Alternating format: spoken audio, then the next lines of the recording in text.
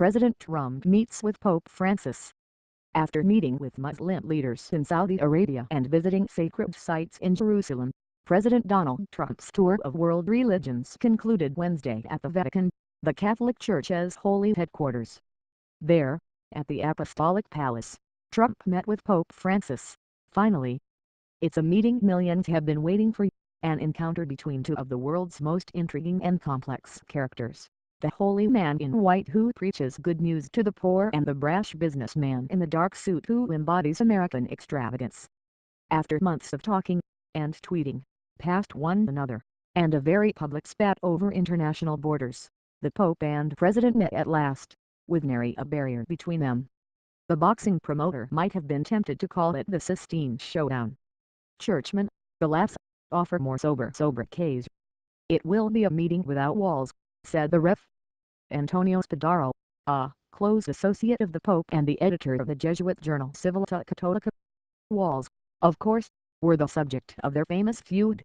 Shortly after celebrating the large outdoor mass at the Mexican border last year, Francis said that people who think only of building barriers instead of bridges are not Christian. Trump dismissed the comments as disgraceful and called the Pope a pawn of the Mexican government. It was catnip to a culture that thrives on conflict, the politician and Pope sparring in the middle of a heated presidential election. But neither man seemed eager to continue the clash.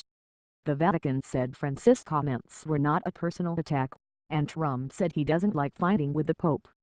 Still, the Pope continued to condemn Trump like political rhetoric, even if he never named Trump himself.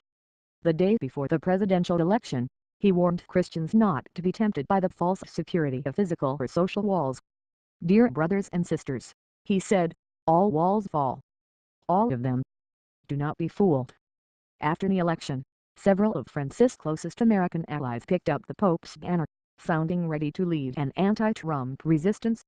What keeps despots, dictators awake at night, what topples evil empires is the little person who goes into the square in the middle of the town in the dark of the night and scrawls on the wall, "No."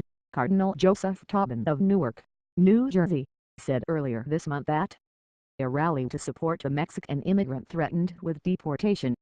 "And I want to say to you, we are the No that God scrawls on the wall."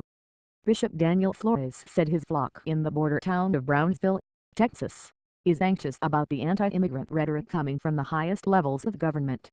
They wanted the Pope to say something about it to Trump.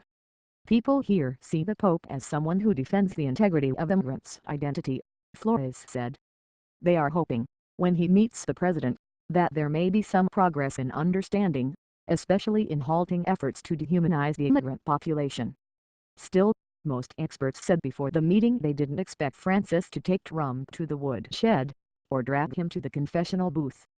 At a recent news conference, the Pope said he wouldn't judge Trump before their meeting or seek to convert him on political issues.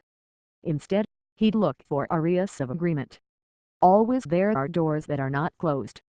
Look for the doors that are at least a little bit open, enter and talk about common things and go on, step by step." Trump, in his weekly address Friday, said he looked forward to the honor of meeting the Pope and discussing how Christian teachings can help put the world on a path to justice, freedom and peace. "That's a slight misunderstanding of typical meetings between the Vatican and politicians," said Massimo Fagioli, a professor of Catholic history at Villanova University. The Holy See, in addition to being the spiritual home of the Catholic Church, is a sovereign nation, with diplomats posted across the world, including in the United States. "When the Vatican speaks to heads of state, they don't talk about religion," Fagioli said. "They talk about global issues, such as human trafficking, the refugee crisis and the environment. Finding common ground." Despite their awkward history, the Pope and President share some commonalities, Fagioli said, particularly their remarkable rises to power. Trump's businesses descended into multiple bankruptcies before he recovered his financial footing and became a media star. Francis was exiled by his Jesuit community, the banishment that only ended when he was appointed a bishop. Trump is the first American without political or military experience to occupy the Oval Office. Francis is the first Latin American to sit in St. Peter's chair. "They are both outsiders, both survivors of big challenges," Fagioli said. "Both of their careers were considered over at one point, and they came back. In late 2013, Trump said he saw echoes of himself in the new pontiff. "The new pope is a humble man," Trump tweeted, "very much like me, which probably explains why I like him so much." Humble or not, Trump, like the Pope, presents himself as a voice for the voiceless, an enemy of elitism and a fighter for men and women forgotten by the march of modern globalism. And both are prone to an off-script spontaneity that often leaves aides scrambling to corral the consequences. That's what makes Wednesday's meeting so unpredictable. No one knows what will happen. But we know a little about the agenda. What will they talk about? National Security Advisor Lieutenant General H.R. McMaster said Trump's agenda includes religious freedom, cooperating with the Catholic Church in humanitarian missions and combating religious persecution and human trafficking. Ivanka Trump, the president's daughter, will also meet with the Catholic community San Egidio to discuss human trafficking, according to the White House.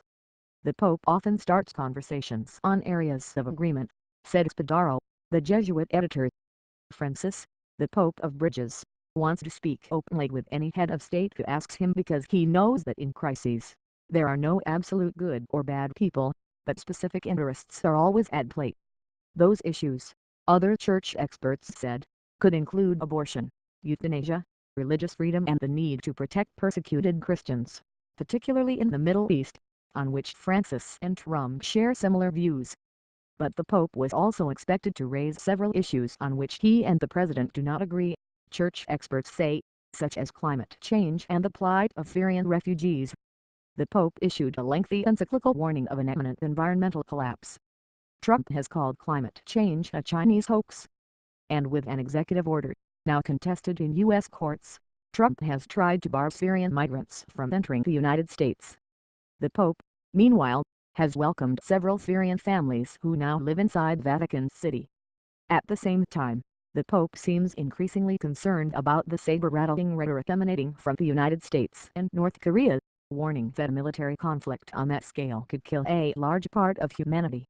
Disagreements aside, Francis will likely let Trump do most of the talking, said Austin Avery, author of The Great Reformer, a biography of Pope Francis. Above all, Francis wants to make a personal connection with the American president. He knows that Trump is an erratic and volatile person, and a good result of the meeting for Francis would be that he could later pick up the phone and say to Trump, "Mr. President, hold on, or please think again." Reading body language. Representative Francis Rooney, Vatican ambassador from 2005 to 2008, said much of the statecraft occurs on the sidelines of the main event, in meetings between the country's chief diplomats. The Holy See has humanitarian missions in hundreds of countries, and often offers help in broaching difficult diplomatic situations. For instance, church leaders provided crucial connections between the United States and Cuba as they sought renewed relations. After the Pope and President meet, the Vatican and White House will issue short and studiously vague statements about the topics they discussed. No one except the Pope, the President and their two translators will know what was said behind closed doors.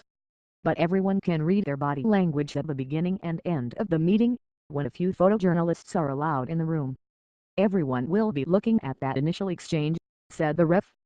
Timothy Kasicki, president of the Jesuit Conference of Canada and the United States. Was it warm or cool? Was there chemistry or awkwardness?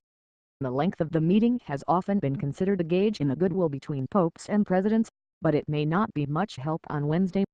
Francis is scheduled to deliver his weekly address in St. Peter's Square shortly after his time with Trump, which may curtail the encounter. Francis will probably never say anything publicly about his meeting with the president, Avery said, even if Trump tweets misleading statements about it. If the Pope does decide to respond, he has a pretty big pulpit, and Twitter following, of his own.